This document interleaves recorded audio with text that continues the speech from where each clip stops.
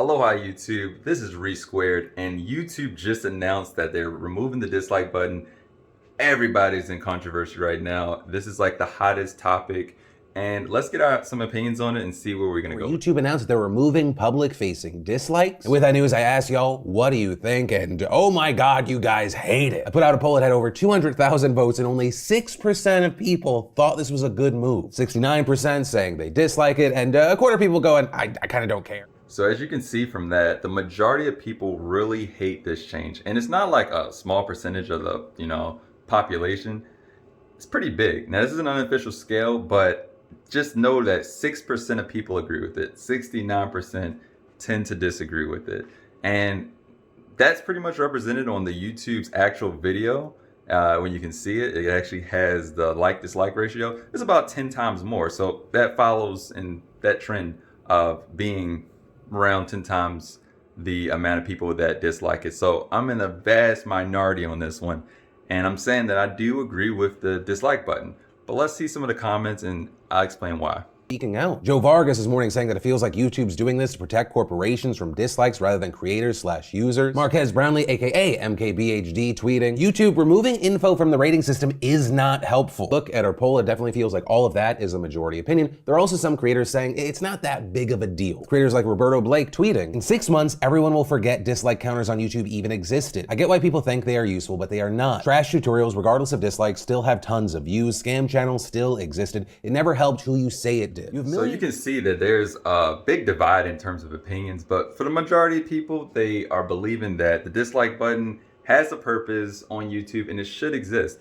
Now, my thing is, I'd have to agree with Roberto on that because the people that it's trying to protect are really the small creators. And you might say, well, if you make a controversial opinion, you should be willing to, accept the dislike storm that's about to come to you. And by that, I'll agree. Like, right, when I make this video, I already know that based on the content of the video, it's an unpopular opinion. It's a hot take, as they call it. So it's not going to get the best like to dislike ratio, right?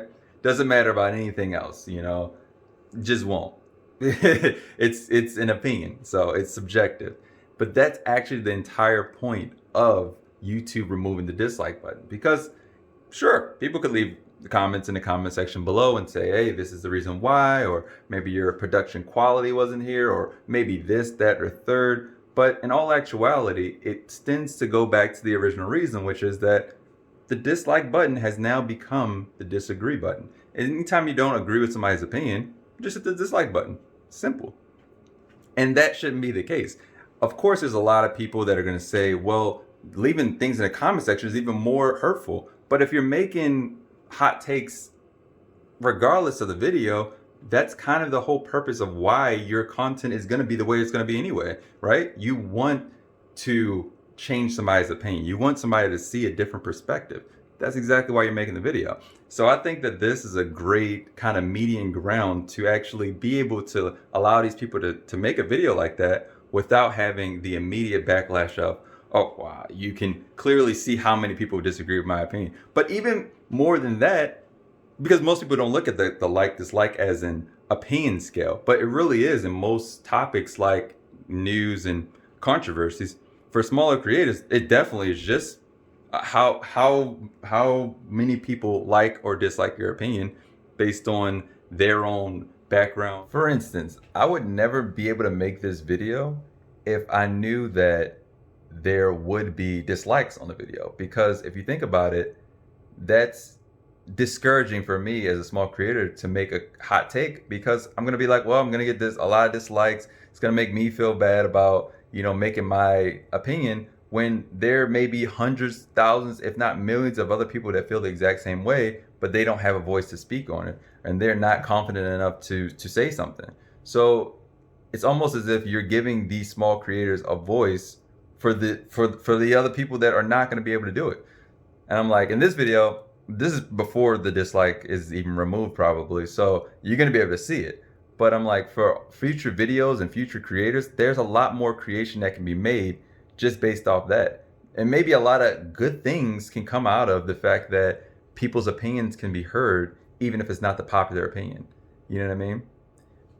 So don't look at it as misinformation could be spread. Then that's already spread right now, and it's within its current state. So the only thing that is really going to benefit from this is that more people are going to have their voices out there because they're not afraid of the backlash that they're going to get, especially in terms of just a like dislike. And more discussions are going to be had actually because people are going to be forced to go to the comment section. Maybe this is YouTube's idea all along, is that they want people to have these actual discussions, whether they're heated or not. At least people are talking. Before, you wouldn't talk, you would just hit the dislike and you go. You might not even watch the video, but now you have to at least write a comment about the video. Now if you don't watch the video, then it makes total sense why your comment is completely irrelevant to the video. Maybe you're just basing yourself off the title, and it doesn't really hold well versus the video. But now it'll be a lot more apparent who's watching a video, who's not watching videos, and I'm sure they're gonna fine tune it and tweak it to the point where like you have to like watch a minute of video before you can leave a comment. I think that both of those things should just be acceptable off the rip. Make the user has to watch a minute of your content in order to leave a like or a comment. That would completely mitigate like literally every issue, and most people would agree with that. I think most people would agree with that, because like, hey, I don't really mind the dislikes at all. You know what I mean? Like it's really the implication behind the dislike. You know what I mean? If somebody just says a topic that you don't like why dislike that? Like there's thousands of topics that I don't like, and I don't go to somebody's channel and dislike their video because I don't agree with your viewpoint. No, I'm gonna hear you out. I want to hear exactly why you believe what you believe, whether it's completely meaningless or mindless, or whether it has some merit to it. Maybe you might have an opinion that actually changes my opinion, or it even skews my opinion in a certain way. So having a wide, diverse, array of opinions actually benefits the YouTube ecosystem as well as any ecosystem, right? Diversity is always a good thing. Think of it like that. Like, sure, we all are in our little echo chambers and say, oh yeah, this, that, and the third, and oh, this is great. But like, in all actuality, having the more diverse opinions and actually looking to your opposition and seeing what they actually believe. Don't just like go to the first thing and say blah, blah, blah. No, actually go look at their actual opinions and see what they believe. And I guarantee you that you're going to notice that both sides are a lot closer aligned than you would think, right? And you can use that for anything. I'm not from political things to like, science debates, more things than you would think. And when you see both sides and you actually analyze all the different points that each side gives, you see that there's a lot of symmetry between these two. And that's what I'm saying. Most people, they think they're or this side or that side. Most people align right here in the middle, just a little bit skewed to one or the other side. And the two sides are too heated in their own debates to actually ever be able to comprehend that they're that close in terms of their own viewpoints. And that's, in some cases, yeah, they're totally opposed, right? Like some people say, oh, well, in terms of the YouTube dislike, I hate it. I blah blah blah. But like, okay, tell me why you hate it. And for the reasons that I've been given so far, I mean, it's more akin to we want to protect people, or we want people to be able to search things out on their when we search for stuff like tips and tricks and things like that. Well, how often are you searching for tips and tricks, or how often are you trying to fix a light bulb on YouTube? And if you're that type of person, you're a do-it-yourselfer, that's great. But I'm like, a video that has, let's say, 10% dislike ratio versus a video that has 20% dislike ratio, does it make a difference to you? And I'm like, and if that does, then does the view count also make a difference to you? If a video had 100% like to dislike, but it was a video about a video directly toward what you wanted to search for, but it had 100 views, would that impact your desire to want to use that video versus a video that had 100 times more views, but it had 75% like to dislike ratio? No, because now you'd prefer a video probably with more views, right? Because you trust the video with more views at that point. So even though a channel that had a lot less, views had a perfect ratio, you don't care about the like to dislike because you're gonna say, well, they don't have any, there's no likes there, you know. There's 7 people that like the video, so it doesn't matter. So that's the same equation that you have to use for literally anything. And the like, the dislike actually is probably the most useless analytic on YouTube in its totality. Because if you think about it, the comment section is a lot more apparent to what people are actually going to say, what people actually feel, and where the debates actually happen. If you look at any comment section, it's hilarious, but those are the most passionate people, and those are the most prolific people on YouTube that are going to give their opinion. You got everybody in there, apparently, you know, PhDs, you got, you know, the climate people, you got car enthusiasts, you got, you know, all the experts are in the comment sections, of course. And that actually shows a bigger topic and a bigger debate than this whole controversy over should YouTube get rid of the dislike button or not. No.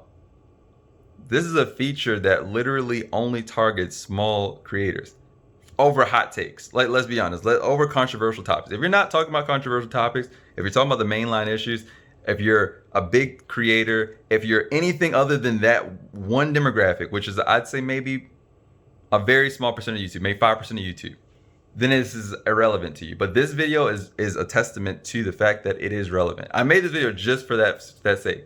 I'm gonna make a controversial topic just to exemplify the fact that YouTube is doing it for this specific reason, right? Because if only one big creator shares this video and it gets popular for whatever reason, right? This video will get disliked, bombed, even if they don't even intend it to, just because people don't agree with the opinion. You don't agree with my opinion. And because the majority doesn't agree with the opinion, then it's gonna get disliked. And now we've changed the scope and the scale of what the dislike button even means, which is the whole reason why YouTube is getting rid of it. It doesn't serve the purpose for this type of video. Now, for some of the videos, it makes perfect sense. I get you. I'll even agree with you. I said it a couple times already. If you are making, you know, videos that are objective, then it makes total sense to have a like dislike. You know, maybe put a timer on it.